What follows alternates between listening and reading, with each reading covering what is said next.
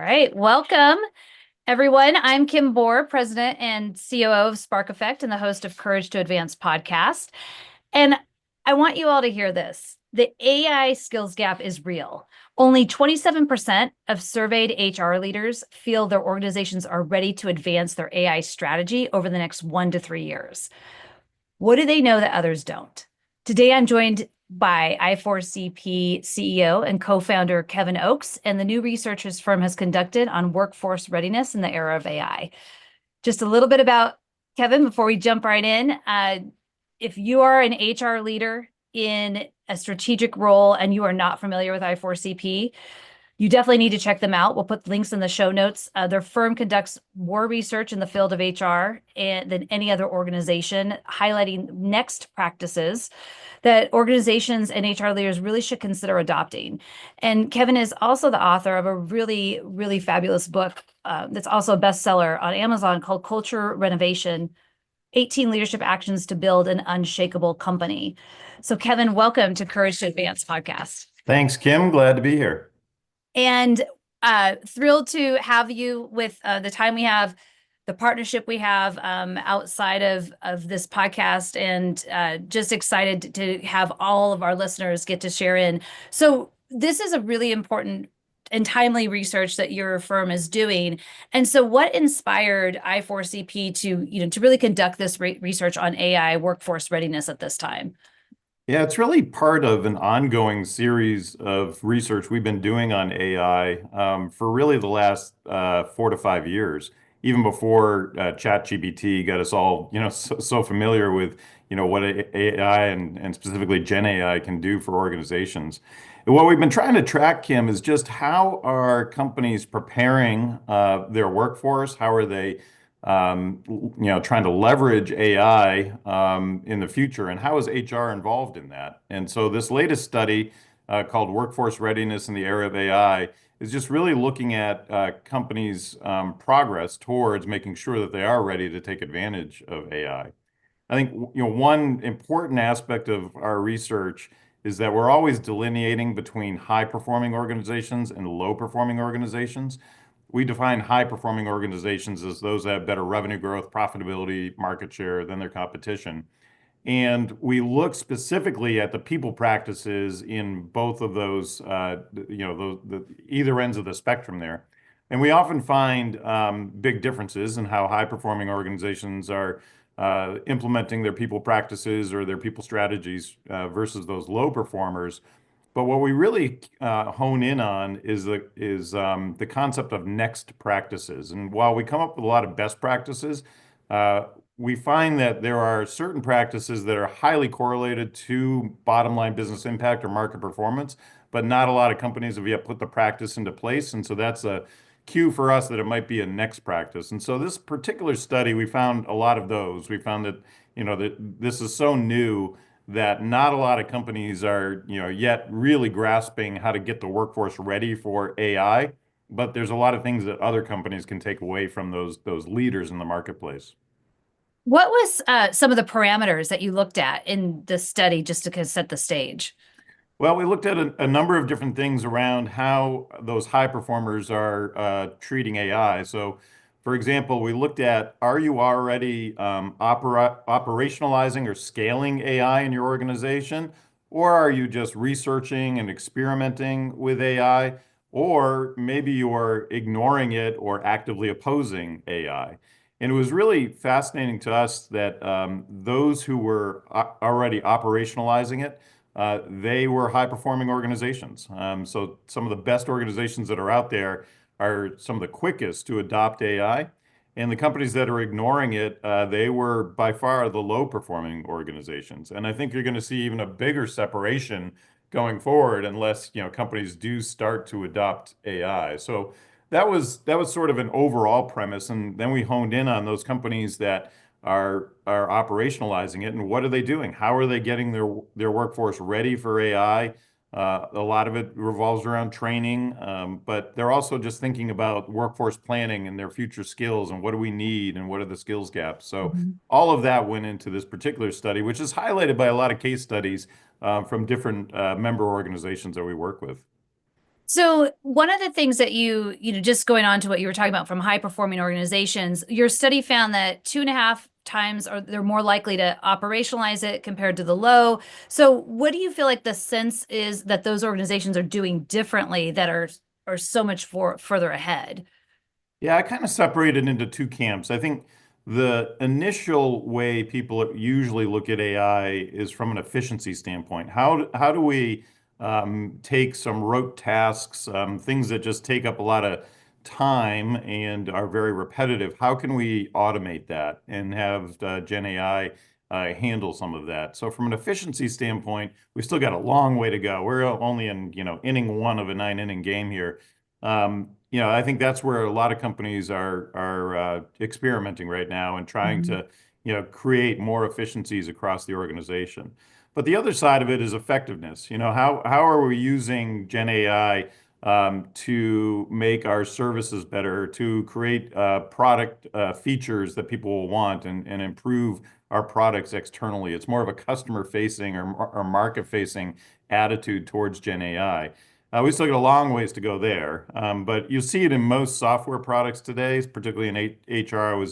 I was at HR Tech this year, and most of the vendors are going to tell you they have some kind of AI component to what they're doing that will help improve aspects of what their software does. So it's sort of two sides of the coin there, Kim. Mhm. And I think again, I think companies just need to have a fresh look at what they're doing.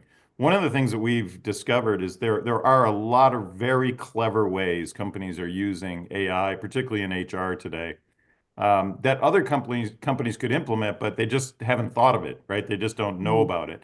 And so we're trying to showcase all these really clever uses to our other members because once they see it, it inspires them to say, "Hey, you know what? We could do that too." It just never occurred to us, that that's how we could be using AI, and that kind of discovery process, I think, is going to happen over the next few years as we see more and more really cool applications of Gen AI. Are you just out of curiosity, perhaps not related directly to this research, but you mentioned seeing, the AI application inside organizations from a customer service standpoint, in product standpoint, but then also internally to their own efficiencies. Do you find there's an interesting favoring one or the other, or if they've done it well, they're doing it well on both ends, kind of both spectrums at all? Oh, just efficiency is certainly, where most people are spending their time these days. It's trying to speed up processes. How can we free up people's time to be more Mhm. strategic if they're spending a lot of time on very rote tasks? So certainly the efficiency side is where, most of the effort has been focused. That makes sense. So, another aspect of your survey saw that 55% of those at organizations that were scaling AI are actually the ones that are more fearful of their job being replaced by AI, compared to only 25% of organizations which are ignoring it. And so, do you feel like that's driven by maybe scarcity or fear in some aspects of those that are motivated, or is there some other factors that you found in relevant to size of organization or industry or anything like that?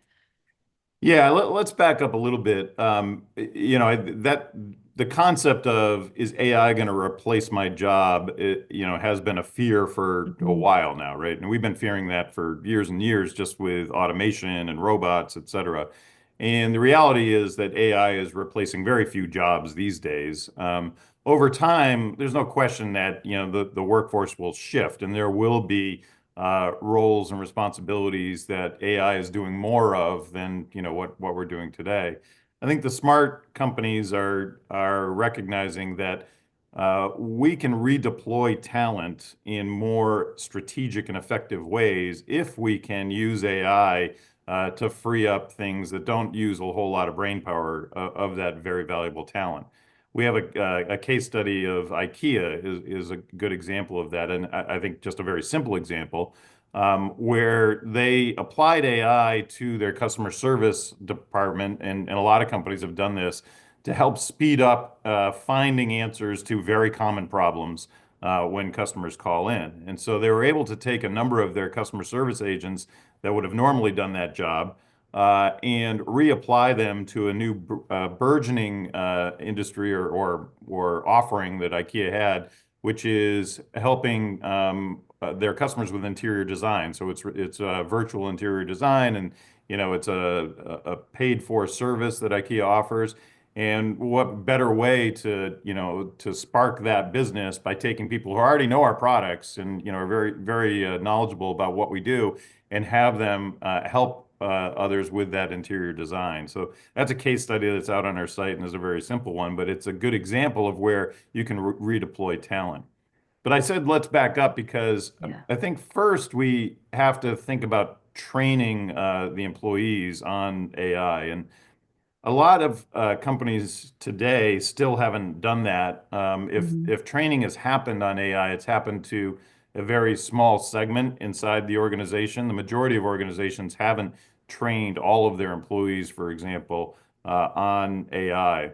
Well, we find that when employees do get trained on AI, they recognize they could be doing so much more with it. Mhm. In fact, and we found in our study that in those high performing organizations, uh, the employees that were trained on AI felt like if they received more training, they could be 30% more productive than they were today, even more than 30% productive.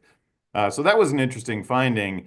But what the one you referenced was even more interesting. The more they got into AI, the more trained they got on AI, the more they recognize that, hey, there are big aspects of our jobs or other people's jobs that could be Mhm. done by AI. And so that's where that fear factor comes in. And I don't know if it's fear is the right word. It's maybe just recognition that things can be done much more efficiently by using AI than what we're doing today.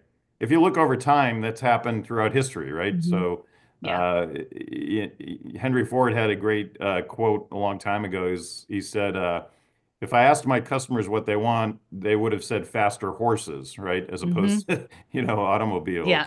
You look Oh, back to the absolutely. invention of the railroad, et cetera, and over time we've always had this happen, right? We've had automation make things better, and there's a lot of fear that it's going to dramatically change, the people's jobs. It eventually changes jobs, but they morph. They don't go away. They just simply morph into doing other work around automation, and that's obviously what's going to happen with AI as well. Yeah. I was at a event a couple of months ago talking with leaders, HR leaders as well around AI. And one of the things that was really fascinating in this topic of job evolution was that the by sitting on the sidelines, that's where there's a lot more risk than getting involved. And it's interesting to find the varying degree of which people are experimenting or avoiding or full on committing. And Right. I think your research really just continues to reinforce that very large spread. And one of the things you were talking about from the training perspective, I think is very interesting is what is there, you know, is there a generational gap around adoption? It's something when you think about people thinking about where the who's diving in, and you think about the statistics around like where's the strategy landing and what's not being conveyed around strategy and use of AI. Do you feel that I don't think your research explored this, but do you just have a sense that there's anything generational there, or is that an area that we maybe need to be looking at to help get everybody more on the same page? Yeah, there might be. We're not, as an organization, real big on trying to just label people based on their age. Yeah, This is sort of a generational divides. yeah, Yeah. it's sort of another form of I don't know, just discrimination sometimes. But just looking at people by generations and labeling a generation as one thing. I think there's a lot of Mhm. individuals in each generation that are quite capable of leveraging AI. And frankly, I'm seeing it all over the place with boomers. You would normally think, okay, older, folks aren't gonna rush to, really understand AI and leverage AI, but I'm seeing lots of them do that. I suppose Mhm. if you look at it by generation, you're probably going to see some differences in generations, but we didn't tackle that. We didn't think that was part of what we wanted to do here. Yeah, that makes sense. I know, I think in our conversations too, from what the work we're doing at Spark Effect and working with leaders, I don't know that we're seeing a generational component either, but I do think we're seeing just a it's just different across the board, regardless of what kind of role people are holding. But I do feel that we are starting to also see some separation of getting everybody in the leadership team on the same page. I think that's kind of a big, and I kind of got that sense from the work you all did, was that there's a big opportunity there to get everybody aligned, because that's probably where it needs to start. One of the things I thought was really interesting also in your research, you talked about it identified the top 5 barriers to AI readiness. Lack of organizational knowledge about Gen AI led at 39%, lack of AI specific training at 27%. And then I thought what was really interesting is this lack of strategy articulated by senior leaders comes in at 24%. I'm just curious what jumped out to you and your team when you saw those top 3 indicators, and if there was anything that has prompted you maybe to want to explore anything further from that lens. Yeah, well, yeah, like I said, we're continuing to research this. So this is a very longitudinal Mhm. topic area for us, and we'll continue to look at how companies are improving. And frankly, we have seen some big improvements. We came out with a study a year ago called "Is HR Already Behind in the AI Revolution?" And so I'll cut to the chase. The answer was yes, HR is already behind. And what we were finding is that in many organizations, HR was being left out of the strategic conversations Yeah. and the governance conversations around AI, which is kind of silly because AI affects the workforce, first and foremost. Hmm. HR, if you're going to say who's in charge of the workforce, most people would say HR, is most knowledgeable about the workforce. That has changed dramatically. We found in this particular study that was cut in half. I think we had 41% of organizations where HR wasn't involved. Now it's only like 22%, something like that. And HR has gotten much more involved in identifying what the strategy should be, what the governance should be for the workforce going forward. But you started out that question just talking about leadership, and I want to just touch on that because we found leadership is super important to adoption of AI. No shocker, I suppose, but the stats that we found are kind of shocking. We found that in those organizations that are already scaling and operationalizing AI, they are providing targeted training for their senior executives. And so those companies are 17 times more likely to have trained their executive leaders on Gen AI. They're also 15 times more likely to indicate that their executive leaders are using Gen AI to at least to a moderate or a high extent inside the company. And then 10 times more likely to say those executive leaders are encouraging others to use Gen AI to a moderate or high extent. And I think it just goes to show that if leaders are involved, right, and they understand Gen AI, Hmm. then as a workforce, as an organization, you're going to be more likely to, be ready for the future and be already using Gen AI inside the company. I think a lot of those companies that are ignoring or opposing Gen AI, or frankly, even just in sort of the research mode, you'll find that the senior executives probably aren't that familiar. They don't have that Hmm. hands-on experience. They haven't been trained. So I think that was a very interesting finding, just seeing how big the difference was there. Those are astonishing statistics. Yeah. So if you think about from the HR leader's lens, how can they have a more prominent voice in this policy discussion, right? And getting everybody aligned. What Yeah, are, well, what yeah, we what we encouraged in that initial study that we did HR to do is first of all you start using it, right? So it was get yes. familiar with HR with AI and begin using it. Also, what I said earlier, look around at what other organizations are doing because that'll give you inspiration of how to leverage AI within your HR function. There are certain areas of HR that have adopted AI more quickly than others. Probably talent acquisition has adopted Hmm. it the fastest and is really seeing good results from AI. They're using it to find passive candidates at a much more efficiently than sort of the manual way we were doing it a few years ago.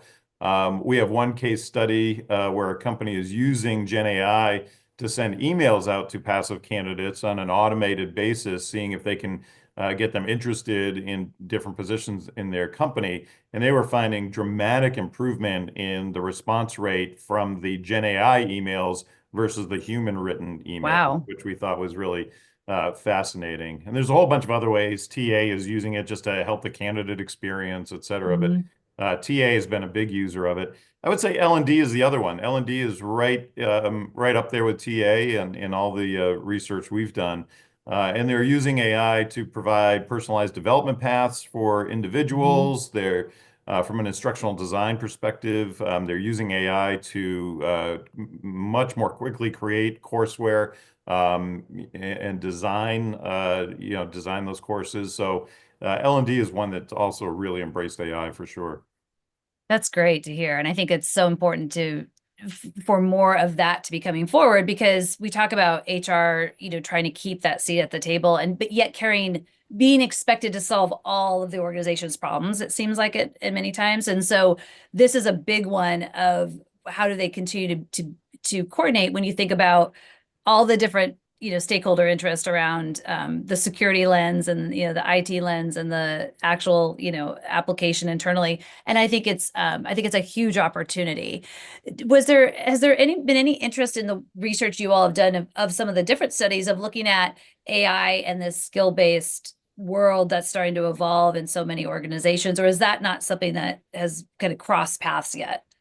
No, it's crossed paths a little bit. We've done a lot of research just on how organizations are leveraging skills, and most organizations, have uh, morphed into a skills-based approach across, Hmm. a lot of things what they're doing. What hasn't really worked is creating internal talent marketplaces based on skills databases inside the organization. In many companies, that has stalled out a bit just because the culture isn't ready to leverage that. And so that's a whole nother issue. And Hmm. we felt that for a lot of things, and Gen AI is included in this, you have to really first focus on the culture of the organization. Are they future ready? Are they agile? Are they ready to accept, some of the things that you want to put in? And particularly with an internal talent marketplace, where we have such a job mentality inside of organizations versus a project or gig mentality, and even where talent mobility isn't all that common in a lot of organizations, that internal talent marketplace is going to stall out a bit. But you can use Gen AI to help on the skill side. Certainly Hmm. Gen AI can help identify the current skills that you have, what's the gap with the future skills that you need going forward. It can do that a lot more quickly than we can as humans. And so I am starting to see some application there on the skill side. So it sounds like maybe those are some of the things that some of those progressive companies you've seen adopting or starting to bring forward as some of these best practices or future practices as well. Yeah. In fact, what we list out in this particular study on the future ready workforce, they're doing the ones that are really high on future readiness. They're doing some things that are a little bit over and above what most companies are doing. So, for example, they're cataloging their current skills and capabilities. It's sort of a difference of 48% to 10%, that they're doing Wow. that. They're forecasting their future skills needs. They're identifying the skills gaps. They're offering upskilling, or I don't love the term reskilling, but they're Mhm. offering those opportunities. And then exploring sources of talent outside of their full-time workforce. They tend to have a cadre of gig talent that they can tap into when needed. So all of those are components of being a future-ready workforce. I think that's really important. So important in the work we do at Spark Effect, where we're working with executives around, from a very high level executive coaching lens or leaders trying to create alignment to be able to obviously be ready for what's coming. And I think we find there's big gaps in leadership readiness be to not only deal with this, very new remote workforce, that people have finally got used to. And now here comes another layer of complexity and how to lead in. And so we're finding these topics to be really relevant, just in how leaders are trying to get their arms around it all. And we find that helping them understand where, as you mentioned, some of this just tactically can help them is great. And then where is it that can strategically help them when we think about the AI and their role and how they can be more informed. When one of the things that your research shows that I want to talk about a little bit more is that high performing organizations are investing heavy. You mentioned that 65% are specific training at the executive level, yet there's many organizations that seem to be taking a more reactive approach to that leadership development lens that we're talking about. What risks do you see that organizations, may have that aren't really more proactively like getting on board in this more organized way? Yeah, it's still a small percentage of companies that are leading from an Hmm. operationalizing perspective. It's only about 11% of all organizations are, really embracing AI in their, in their workflows and in their organization across the enterprise, really. So I think the risk is the longer you wait, the harder it is to catch up to some of those organizations. For example, the companies that have embraced AI, they've done a lot of training, not only across the workforce, but particularly with their leadership, as we outlined before. And they're already in, a lot of brainstorming, this brainstorming mode of, enabling the workforce to say, here are areas of my job that I think could be automated. And that's one of our recommendations is to enlist the workforce in that task, right? To Hmm. identify parts of their jobs that could potentially be automated. You have to have a psychological safety to do that. You have to have an environment where the employee feels like that's going to benefit them, not hurt them, to be able to do that. But you move much more quickly if you can involve the workforce in identifying that. But the ones that are out at the forefront now are starting to look at agentic AI. How can I put in AI agents that are doing complete tasks for us going forward? And how can we create more of these, over time that will even further speed up processes for us, or make us more efficient. Whereas those laggards, the ones that are, still sort of researching or even ignoring AI, they probably don't even know what agentic AI is, right? And so they're Yeah. just they're falling further behind in this whole space. So, our advice is don't sit on the sidelines. You got to get involved. You got to start creating some sandboxes where people can experiment safely about using Gen AI. You got to create some governance around it so people know how to use it. But also, more importantly, articulate your strategy. That's what still a lot of companies haven't done. They haven't talked about, how do we think we're going to use this strategically long term? All those are, aspects of trying to get up that curve, that maturity curve towards operationalizing Mhm. AI. So why do you think that is that they haven't been able to articulate that? Is it that alignment piece, getting leaders on the same page? Is it just the complexity of who owns what? Do you have a sense of Sure, it's that? all of that, and look, change is hard, and Hmm. a lot of organizations are change resistant. They don't when they look at change, they think it's not only a nuisance, but a lot of them fear change, especially if Hmm. things are going well within their organization.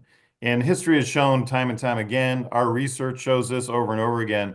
Companies that not only are used to change, but the ones that embrace change and look at change as an opportunity, right? When things are Hmm. changing in the marketplace, how can we make use that to our advantage, right, and benefit from that change? Those are typically the leaders long term. And with things constantly changing, Gen AI is a great example of a huge change in our environments, but there's going to be more. You want to Right. create a workforce and a leadership team that are agile and that not only can roll with the punches, but can embrace it and figure out how do we really use this change to our advantage. So I think that change is so important. And I think one of the things that I've been really fascinated with lately is that there's this idea of, change is, we know it's happening, we know it's constant, it's always there. And yet we still have this almost, parallel thought of once I get through this thing, it's kind of that arrival fallacy. And I talk about that in the January podcast of once we get through this, things will be easier. I'll have more space. And I wonder how, at some point I think we have to reconcile those two thoughts to be really one in order to be more to take advantage of what's in front of us. So I'm curious if that change exhaustion or any of that, as you talk about from the research, if that's something that companies really need to be understanding that in order to make that shift to what you're talking about of being more leaning in and more, embracing. So I'm just curious if you have some thoughts on that, because it's something I've been very fascinated by. Yeah, you mentioned the book that I wrote, Culture Renovation, and I talked a lot about this in that book. And there's a lot of history to this of how organizations have tried to condition a workforce to constant change. You just use the word change exhaustion. I would try to change the the attitude towards change excitement, right? Hmm. That you want a workforce that is very comfortable with change, but actually gets energized by change as opposed to exhausted by change. And so it's an attitude shift. You can hire for it for sure. Hmm. But I think more importantly, you want to create a change-ready environment. And there's a lot of companies that induce change on a regular basis just to keep the workforce accustomed to it, right? Just to, Hmm. so that people don't get to this point where they don't want things to change. I think that's critical. And, Microsoft did a great job in their culture renovation. Satya talked a lot about a want to learn it all attitude inside the organization versus a know it all attitude. And really, what he was getting at there is I want an organization that's agile. I want them to constantly be learning. I want them to embrace new things, share their knowledge internally. And anytime we find a company that says we have a learning culture, they not only are a very change-ready culture, but they're a company that typically is off the charts high performing, meaning that, they have better market share, profitability, revenue growth, et cetera. So I think it's an important concept. I think if you're trying to be a high performing organization, you have to get that attitude in the culture of the organization. Yeah. And I think that's something that's, like you said, you hiring for it, being very intentional. I think that's really the key. One, as we move into some of our kind of wrapping our conversation up, one of the interesting findings in the research is that organizations successfully scaling aren't just focusing on technical skills. They're really investing in more of these leadership capabilities. You have mentioned in our conversation prior around companies like Moderna achieving 80% adoption rates, Mastercard success with AI initiatives were significant. What role are you seeing the executive development playing into this? Anything that you feel like, again, we've put so much on HR. What do we do to get everybody, more to have these kind of results that you all have been able to document through some of your clients? Yeah, those are two good examples of dozens and dozens of case studies that we've tried to capture. Going back to the notion that I said earlier, where people are doing really cool things with AI, but you just have to get other companies to see it to help them, understand what they can do with AI. And Moderna and Mastercard are great examples of where they've embraced Gen AI throughout the organization, have trained all employees on Gen AI, have very specific training offerings and continuous training offerings. They don't just stop at the basics, right? They're helping Mhm. people really advance their skill set. And the leadership in those organizations has been very clear on the fact that they have an AI strategy and what it is.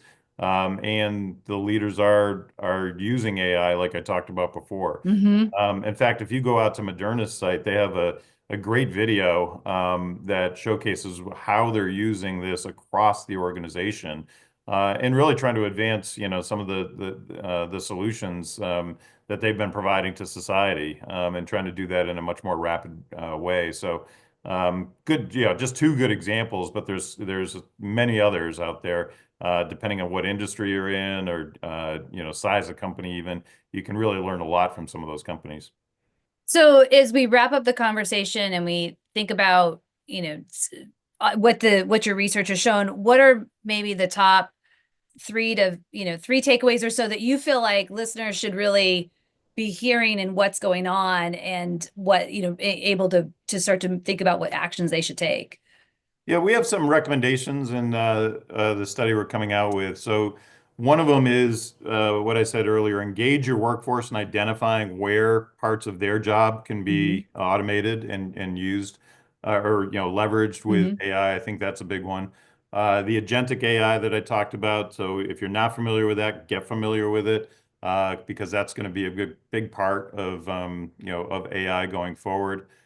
Training everybody, including leaders, is a big one as well.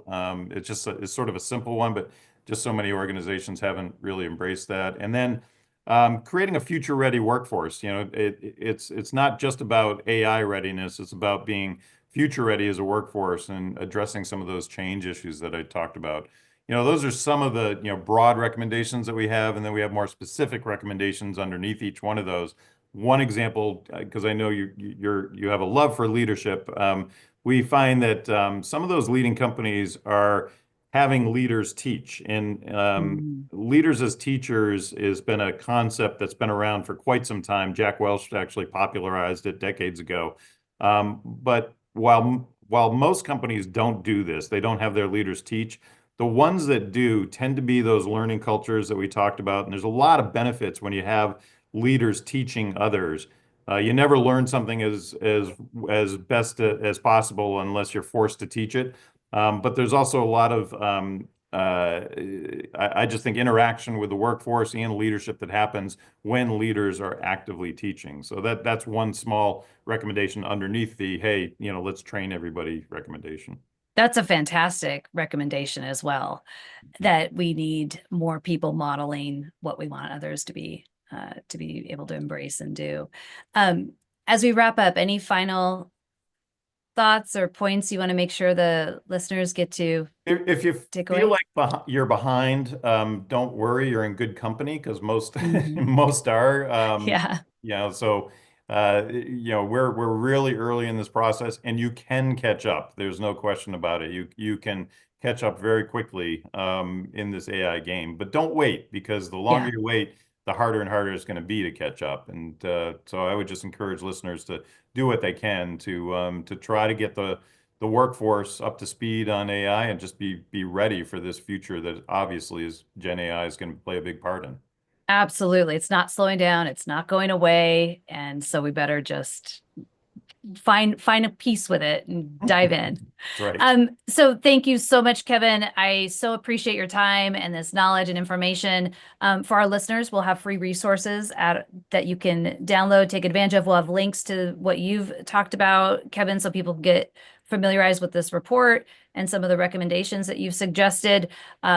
For our resources, they'll be at couragetoadvancepodcast.com. I want to also thank the Empathy Edge for hosting our podcast subseries, and to the listeners for tuning into the episode of Courage to Advance, where transformative leadership isn't about having all the answers, but it's about having the courage to find them. Thanks again, Kevin, and we'll tune in again for another episode of Courage to Advance next month. All right. Thanks, Kim.